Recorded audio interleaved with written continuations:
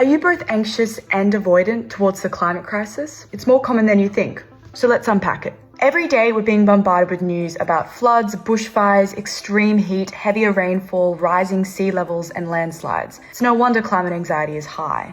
One way people are easing this anxiety is by making light of what's happening. When Hurricane Milton hit Florida in October, people were dressed as Hamilton, lip-syncing to Hurricane, or dancing to Bridget Mendler in streets overflowing with water. We know the climate crisis is serious, but sometimes we find ourselves avoiding it. We're just longing for a new way to talk about climate change that doesn't make us feel hopeless or confused. So what is climate anxiety? According to the American Psychological Association, climate anxiety is a chronic fear of environmental doom.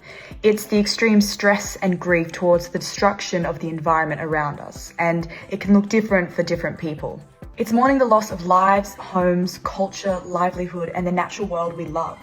So what is stopping us from taking action? There's so much to be anxious about in the world right now, and no one's life is the same. And so it's easy for climate change to be pushed to the back of the mind. In Australia, being able to switch off is a privilege that many of us, but not all, have. While there are many reasons slowing down climate justice, we're going to be looking at why our brains might be stopping us from taking action. This is called psychological distancing. According to social psychologists, psychological distancing is how far we perceive something to be from ourselves. That is, things that are close are concrete, things that are far away are abstract. Thinking about the climate crisis, the danger that climate change is posing feels more distant than other threats, making us less likely to act. There are three major ways that climate change can feel distant.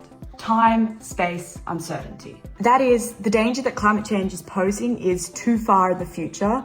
You or others you know are not feeling the immediate effects all the time, and the facts about climate change are being mixed up and misrepresented. We'll go into more depth about these later. So how do we get over this distance? It's important to note that solutions to climate change are not one size fits all. Climate solutions and action are important, but there are factors that often stand in the way of how well someone can respond, just like there are factors that mean that some feel the effects of climate change more than others. This idea is known as intersectional environmentalism and was coined by the climate activist Leah Thomas. We need to change how climate change is spoken about and acknowledge that while climate anxiety might not go away, we can change how we respond and react to it. While our generation might be responding with humour, we are also responding with hope. There is good climate news out there, and we do have the time and ability to act. It's possible to hold both the reality and the fear of climate change and celebrate climate wins at the same time. While this is easier said than done, and it's definitely something I'm working on myself,